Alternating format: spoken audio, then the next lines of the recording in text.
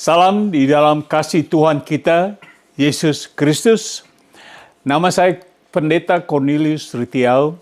Kami dari Great Commission Gospel Ministry, pelayanan Injil Amanat Agung.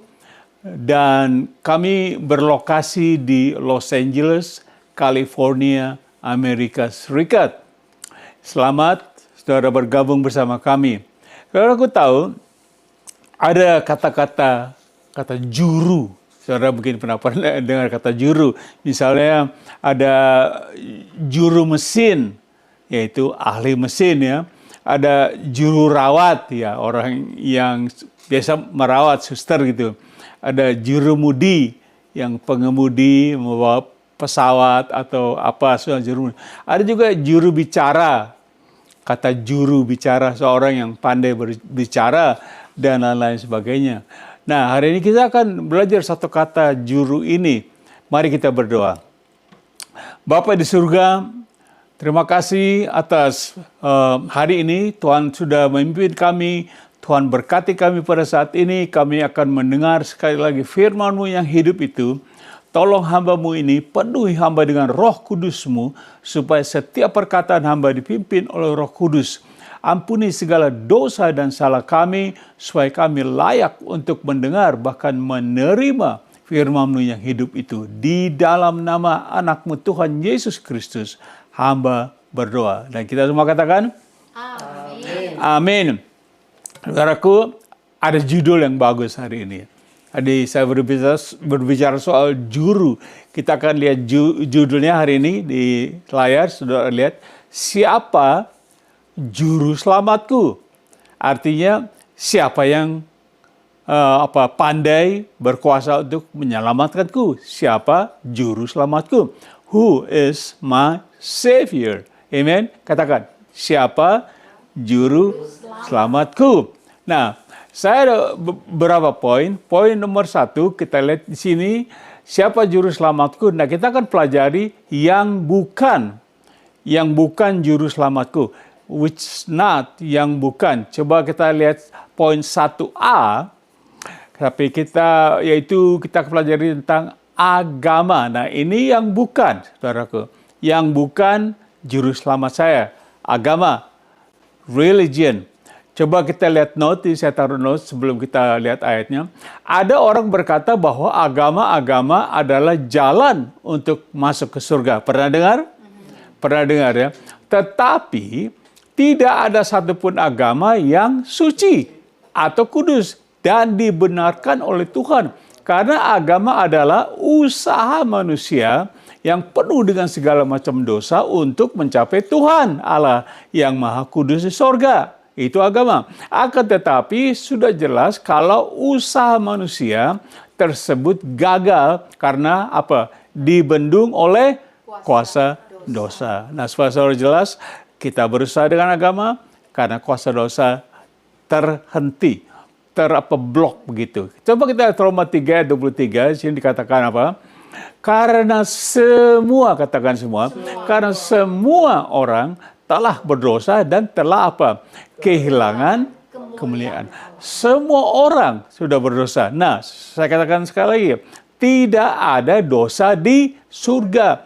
Kita berusaha, manusia berdosa dengan agama mencapai Tuhan, tapi terbentur dengan dosa.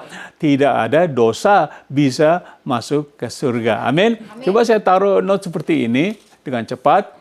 Rata-rata agama apa saja di dunia ini dengan nabi-nabi, pemimpin dan segala macam doktrin pengajarannya adalah bukan juru selamat dan jalan keselamatan. Sebab agama tidak memberikan jaminan yang pasti untuk manusia dapat masuk ke surga. Karena Tuhan Allah, agama-agama itu sangat tidak jelas. Dan tidak ada juru selamatnya. Jadi sekali lagi saya katakan, agama tidak mempunyai juru selamat. Dan Tuhan Allahnya tidak jelas. Makanya kalau ditanya apakah kamu selamat, barangkali mudah-mudahan begitu ya. Coba contoh kisah para Rasul 17 ayat 23, kita baca bersama. Ini dikatakan, Paulus yang berbicara, sebab ketika aku, Paulus, berjalan-jalan di kotamu dan melihat-lihat barang-barang pujaanmu. Mereka menyembah, ada barang pujaannya. Aku apa? Menjumpai sebuah mezbah dengan tulisan apa? Kepada Allah yang tidak dikenal. Apa yang kamu sembah tanpa mengenalnya, itulah yang kuberitakan kepadamu. Ini adalah sebuah agama. Mereka tulis kepada Allah yang tidak mereka kenal. Coba kita lihat note, saya taruhnya seperti ini, saudaraku. By the way, hanya ada satu agama yang Tuhan Allahnya dan Nabinya sangat jelas, yaitu agama Yahudi. Yang mana Tuhan Allahnya ialah siapa? Abraham, Ishak dan Yakub, dikatakan dalam Alkitab, dan Tuhan Allahnya bernama Yahweh, or spellnya YHWH gitu ya. Tetapi apakah agama Yahudi dan hukum Taurat menyelamatkan? Nah, ini pertanyaan. Kita akan pelajari berikut. Nah, sekarang kita masuk poin 1B. Ini yang tidak menyelamatkan saya, yang bukan juru selamat saya ya. Yaitu patung berhala. Patung berhala. Idol, statue. Idol, statue. Coba kita lihat kitab Keluaran 20. Di sini dikatakan dengan cepat.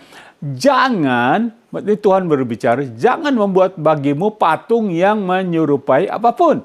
Yang ada di atas langit dan di atas atau yang ada di bumi di bawah, atau yang ada di dalam air di bawah bumi. Imamat 26 ayat 1 dengan cepat katakan, firman Tuhan seperti ini, janganlah. Kalau ada firman katakan janganlah, itu berarti perintah ya. Kamu membuat berhala bagimu dan patung atau tugu berhala. Janganlah kamu dirikan bagimu. Juga batu berukir, janganlah kamu tempatkan di negerimu untuk sujud menyembah kepadanya. Ini menyembah berhala. Sebab apa?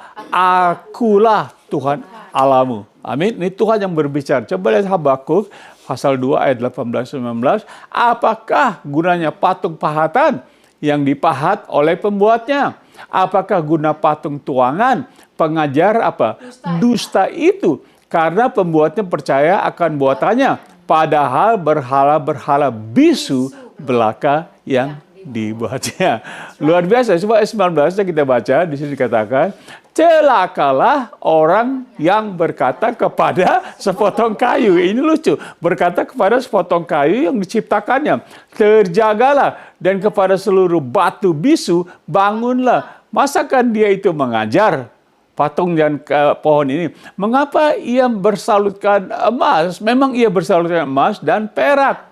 Tetapi roh tidak ada sama sekali di dalamnya. Of course, sudah barang tentu.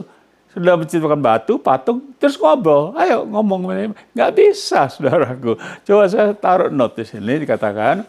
Sekali lagi, patung berhala itu bisu dan tuli.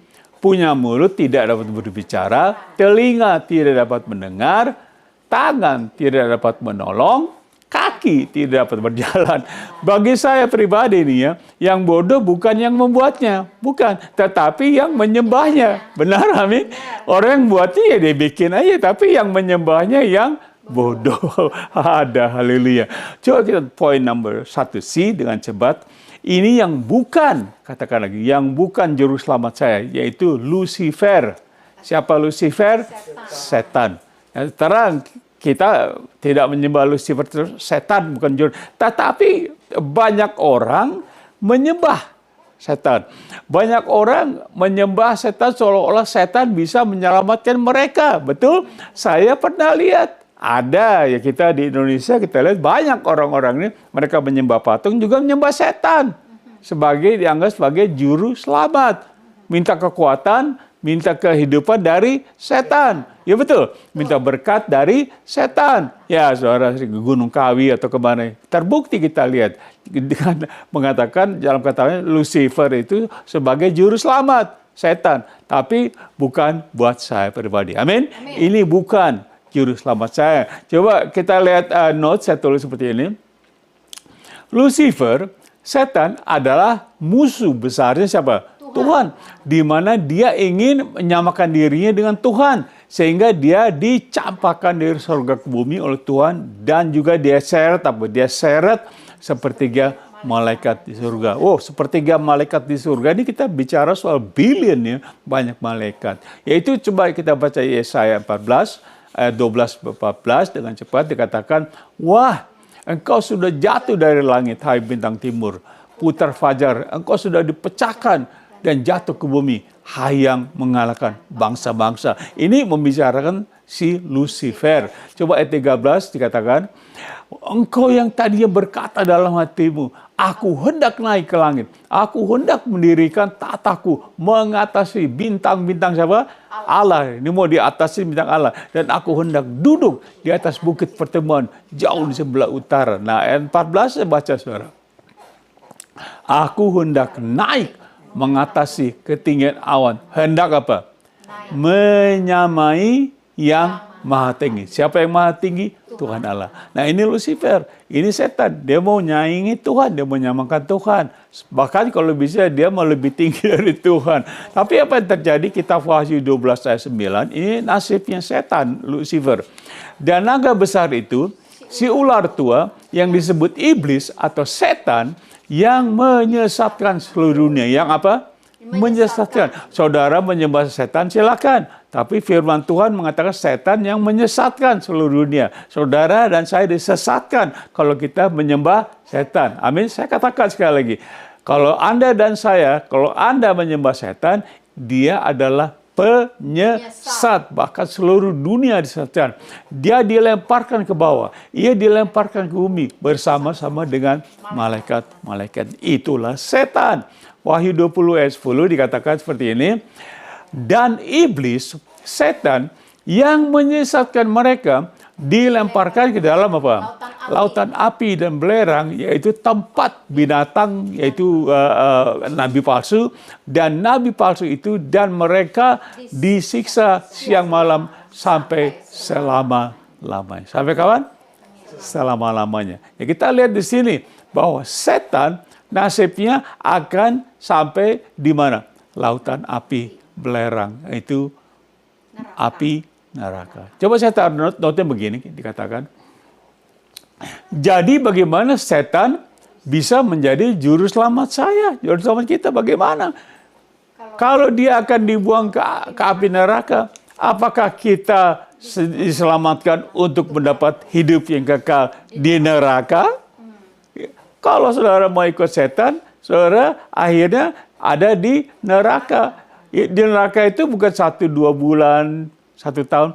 Kekal selamanya di neraka. Kita nggak mau dapat hidup kekal di neraka. Amin? Saya mau dapat hidup kekal bersama Tuhan Yesus di surga. Haleluya. Tepuk tangan dong buat Tuhan Yesus. Saudara, jangan nyembah setan. Nah, ini iblis setan, Yohanes 10 ayat 10a. Saudara mau sembah dia, bagaimana kita menyembah iblis ini? Bahwa dia dikatakan oleh Tuhan Yesus, pencuri atau setan iblis datang apa? Hanya untuk mencuri dan membunuh dan membinasakan. Bagaimana kita menyembah dia? Bagaimana kita menganggap setan sebagai juru selamat saya kalau datang untuk bunuh saya? Dia datang untuk mencuri, membinasakan saya. Tahu saya nggak mau jadikan setan juru selamat saya. Amin. Sekarang kita akan masuk poin number D dengan cepat, yaitu hukum Taurat, the law. Nah, ini kita bicara yang bukan juru selamatku, hukum Taurat, the law. Coba kita lihat coba saya taruh seperti ini. Hukum Taurat sama sekali tidak menjamin keselamatan manusia untuk masuk ke surga. Begitupun 10 hukum. Nah, ada orang percaya 10 hukum itu bisa menyelamatkan saya. Saya akan jelaskan. Tidak, dia bukan juru selamat. Menurut kitab Ibrani 10 ayat 1, hukum Taurat hanya terdapat bayangan saja dari keselamatan. Bayangan, bukan yang aslinya. Coba kita baca Ibrani 10, dikatakan seperti ini. Di dalam hukum Taurat hanya terdapat bayangan saja dari keselamatan yang akan datang. Ini hukum Taurat dulu, yaitu dari siapa yang kita akan belajar. Keselamatan belum datang, tapi jadi hanya bayangan. Nah, ini hukum Taurat dan bukan hakikat dari keselamatan. Jelas tidak? Itu sendiri. Karena itu dengan korban yang sama yang setiap tahun terus-menerus dipersembahkan, hukum Taurat tidak mungkin menyempurnakan mereka yang datang mengambil bagian di dalamnya. Artinya, saudara mengambil bagian dalam penyembahan, itu bukan menjamin kita diselamatkan. Hanya bayangan saja. Coba kita baca Roma 30 seperti 3:20 seperti ini. Sebab tidak seorang pun, katakan seorang pun, yang dapat dibenarkan di hadapan Allah oleh apa? Oleh karena melakukan apa? Hukum Taurat. Karena justru oleh hukum Taurat orang mengenal dosa. Jadi hukum Taurat diberi oleh Tuhan supaya manusia mengenal dosa.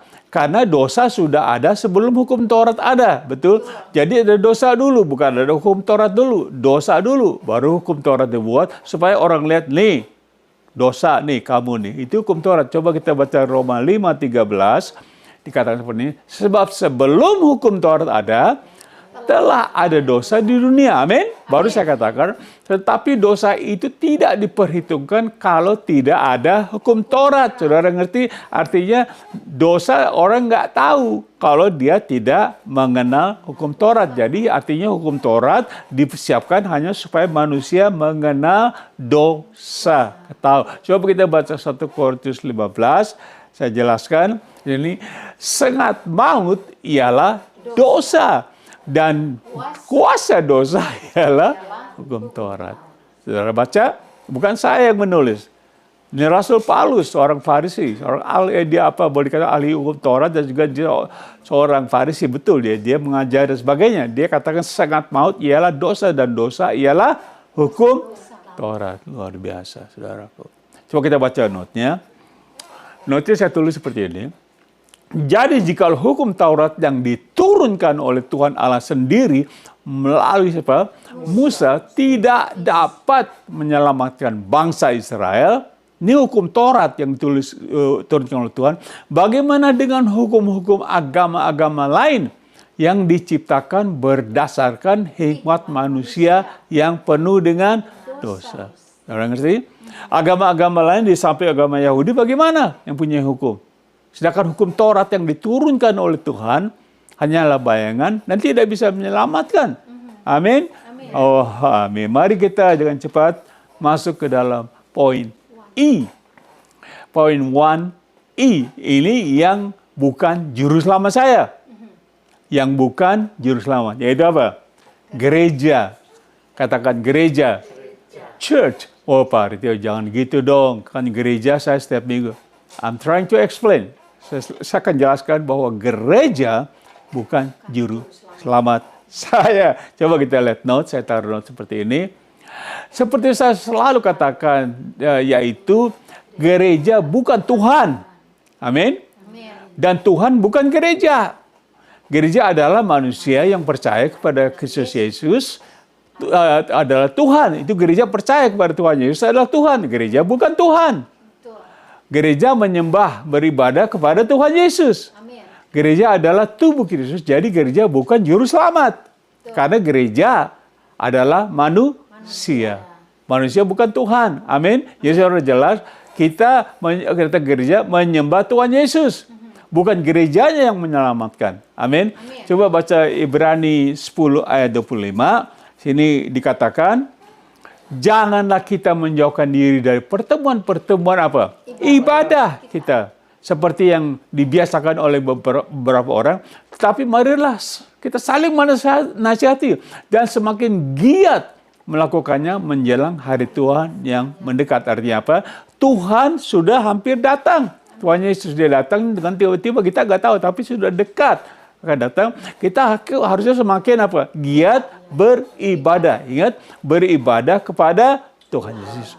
Bukan gerejanya menyembah Tuhan, gerejanya karena gereja manusia, tapi kita menyembah Tuhan Yesus. Amin. Sudah jelas? Tepuk tangan buat Tuhan Yesus.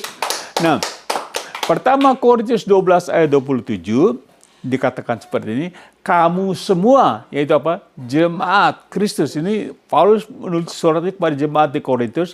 Kamu semua jemaat Kristus adalah apa? Tubuh Kristus. dan kamu masing-masing adalah anggotanya. Jadi kita bukan gereja, bukan Tuhan. Gereja adalah tubuh Kristus. Amin? Amin. Mari kita lanjut kepada poin 1 bagian F. Nah, ini yang bukan juru selamat saya. Ini yang bukan juru selamat saya. Yaitu apa? Baptisan air. Baptisan air. Water baptism. Banyak saya dengar orang mengatakan saya, kamu orang Kristen? Ya Pak, saya orang Kristen. Dari mana kamu tahu orang Kristen? Oh Pak, saya sudah dibaptis. Malahan saya sudah dibaptis 7 kali, 10 kali. Wow, saya kaget juga. Seolah-olah baptisan yang menyelamatkan. Saya akan jelaskan. Baptisan air bukan juru selamat saya. Water baptism is not my Savior. Coba kita lihat Matius 3, 11, satu ayat saja yang bagian A-nya. Nah, ini Yohanes Pembaptis katakan, aku, Yohanes Pembaptis, membaptis kamu dengan air, bahasa keras, sebagai tanda pertobatan. Itulah baptisan air.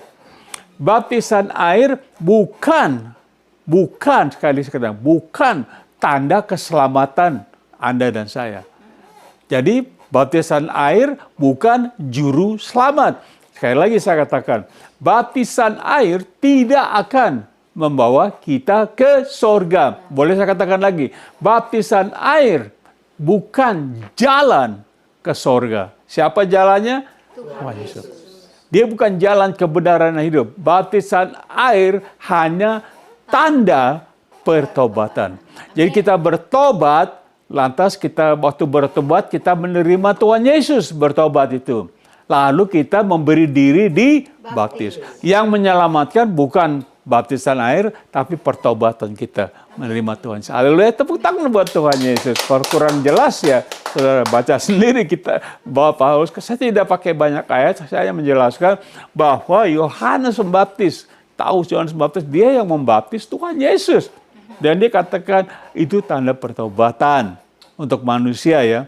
Tapi Tuhan Yesus case-nya lain ya. Dia hanya melakukan itu untuk kehendak Tuhan untuk dia dibaptis dengan air. Saudara bisa baca, pelajari di Alkitab. Saya tidak akan masuk kepada itu. Nah, kita masuk kepada note, saya tulis di sini. Menurut Alkitab, bukan menurut saya, saudara. Menurut apa? Alkitab. Baptisan air adalah tanda pertobatan, bukan tanda keselamatan. Sekali lagi saya jelaskan. Menurut Alkitab, baptisan air adalah tanda pertobatan, bukan, katakan bukan tanda keselamatan. Jadi Anda tidak bisa mengatakan kalau Anda menjadi Kristen atau diselamatkan karena Anda telah dibaptis air. Tidak bisa. Anda mengatakan saya diselamatkan oleh siapa? Tuhan Yesus. Bukan baptisan air. Kalau baptisan air bisa menyelamatkan orang, buat apa kita perlu Tuhan Yesus? Masuk aja di air, cemplung aja di laut semua.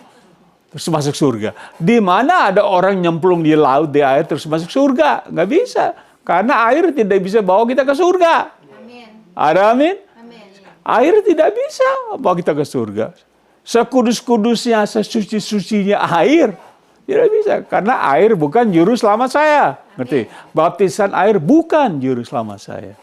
Haleluya. Kita lihat poin G sekarang, hampir selesai. Yaitu yang bukan juru selamat saya, ialah siapa? Bunda Maria. Saya mengajar Alkitab, saudara. Saya tidak mengajar agama. Saya mengajar Alkitab.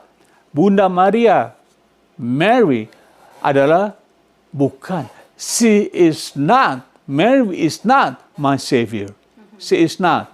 Oke, kita coba masuk dalam Lukas 1 ayat 47. Ini nyanyian pujian Maria, Bunda Maria. Dia memuji, dia menyanyi. Ayat 46. Lalu kata Maria, jelas ya, kata siapa? Maria. Jiwaku apa? Memuliakan Tuhan. Berarti dia bukan Tuhan. Amin? Amin. Jiwaku, ini bicara soal jiwa, nyawa. Jiwaku memuliakan Tuhan, berarti dia bukan Tuhan. Dia memuliakan siapa? Tuhan. Coba kita baca selanjutnya bab 7 lebih jelas lagi. Dan hatiku bergembira karena siapa? Allah. Karena siapa? Allah. Allah apa? Juru Juru selamatku. Amin. Amin. Jadi Allah Juru Selamat. Ini nyanyian Maria. Dia mengatakan puji Tuhan bahwa aku ini adalah Maria, waktu pada ibunya, tapi aku bukan Juru Selamat. Karena Allah adalah Juru Selamatku. Jelas tidak? Maria tidak berkata, akulah Juru Selamat. Halo? Ya. Kalau dia katakan, akulah Juru Selamat, saudara boleh sembah. Makanya saya katakan tadi, Bunda Maria bukan Juru Selamat saya. Dia sama dengan kita, dia adalah seorang manusia. Saya taruh note berkata seperti ini. Ada jutaan orang yang percaya bahwa Maria harus lebih diagungkan dari Yesus Kristus. Jutaan orang, Maria harus lebih diagungkan dari Yesus karena Maria adalah apa? Ibunya, ibu Tuhan Yesus. Tetapi Alkitab tidak mengajar bahwa Maria adalah juru selamat manusia dari dosa-dosa mereka. Jadi itu adalah suatu kekejian atau penghinaan bagi Tuhan Yesus kalau kita menyembah Maria sebagai Tuhan atau lebih daripada Tuhan Yesus. Saya katakan ini dengan jujur, saudaraku. Bukan saya menghina orang yang menyembah Maria. Bukan saya menghina. Saya hanya mengajar. Saya mengatakan bahwa Bunda Maria bukan juru selamat saya. Bukan. Bunda Maria itu bukan manusia. Dia bukan manusia, bukan juru selamat saya. Dia adalah manusia, sama seperti saya. Dia adalah manusia. Dia hanya dipakai untuk melahirkan siapa? Tuhan Yesus. Amin. Amin. Nah, itulah yang bukan. Sekarang poin yang kedua, dengan cepat. Yang benar. Jadi yang benar siapa juru selamat? Which is true. Yang benar. Saya ambil satu ayat saja supaya tidak lama, yaitu Lukas 2 ayat 11. Ini malaikat Tuhan berbicara ketika mau Natal nih, mau hari lahir Tuhan Yesus dikatakan, hari ini telah lahir bagimu, yaitu bagi kita manusia siapa? Juru selamat, yaitu siapa? Tuhan, yaitu Kristus atau Yesus, Tuhan di kota Daud. Hari ini lahir apa? Siapa? Juru selamat. Juru selamat yang disebut namanya siapa oleh malaikat Tuhan? Kristus, yaitu Yesus, Tuhan di kota Daud.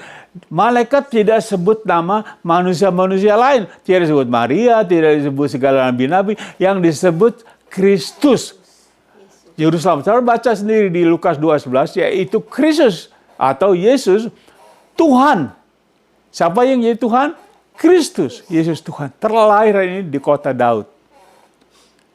Ya, itu malaikat Tuhan mengatakan bahwa kepada kita tulis di Alkitab bahwa Yesus Kristus adalah juru selamat. Coba kita lihat notenya. Saya sudah selesai, notnya begini. Tuhan Yesus Kristus adalah juru selamat yang menyelamatkan kita dari dosa kita. Karena apa? Upah dosa ialah maut, yaitu Roma 6 ayat 23 ayat A. Saudara baca Roma 6 23 bagian A. Upah dosa ialah maut. Maut artinya apa? Kita terpisah dari Tuhan Allah di api neraka kapan? Selama-lamanya. Itulah maut. Karena upah dosa artinya kita akan masuk ke dalam api neraka. Berapa lama? Selama. Haleluya. Saya nggak mau masuk ke api. Oke, jadi aplikasinya kita baca, saya taruh begini. Yang saya baru share dengan kita semua adalah kebenaran firman Tuhan. Dan saya sama sekali tidak mengarang-arang saja. Jadi jika Anda masih ragu-ragu akan keselamatan Anda, maka saya sarankan untuk Anda percaya dan menerima Yesus Kristus sebagai Tuhan dan Juru Selamat Anda. Sebagai kata penutup, saya selesai, dikatakan, keselamatan untuk masuk ke surga itu bukan mudah-mudahan, barangkali, atau terserah Tuhan dan sebagainya. Tetapi kita harus melalui iman kepada Yesus Kristus, Tuhan dan Juru Selamat. Amin? Amin. Tepuk tangan buat Tuhan Yesus. Kita akan berdoa. Jadi kalau saudara dengar khotbah ini, saudara sudah tadi saya katakan sekali, saudara bisa lihat ada di Facebook, ada juga di YouTube. Saudara bisa dengar sekali lagi dan saudara perhatikan. Kalau saudara berpikir khotbah ini tidak benar, ya tidak benar. Tapi kalau saudara melihat semua kata-kata yang saya lakukan, kalau saudara percaya lain-lain hal dari juru selamat saya, Anda bukan Tuhan Yesus, saudara harus renungkan sekali lagi semua ini. Karena ini serius. Banyak orang yang memikirkan hal-hal yang saya terangkan tadi adalah juru selamat saya. Kecuali Tuhan Yesus. Tapi juru selamat hanya satu. Amin. Juru selamat hanya satu. Agama boleh banyak. Tapi juru selamat satu. Tidak ada nama lain lagi di bawah kolong langit ini yang olehnya kita diselamatkan. Tuhan Yesus hanya satu. Amin. Amin. Mari kita berdoa. Kalau saudara belum pernah menerima Tuhan Yesus, ulangi doa saya. Tuhan Yesus, aku mendengar firman Tuhan hari ini. Saya membuka hati saya menerima Engkau sebagai Tuhan dan Juru Selamat saya. Ampuni saya dari segala dosa-dosa saya. Sucikan saya. Bentuklah hidup saya menjadi sesuai kehendak-Mu. Selamatkan saya Tuhan Yesus. Karena saya percaya hanya Engkau, Tuhan dan Juru Selamat saya. Di dalam nama-Mu saya berdoa. Amin. Amin. Mari kita terima berkat Tuhan. Kita berdoa sekali lagi.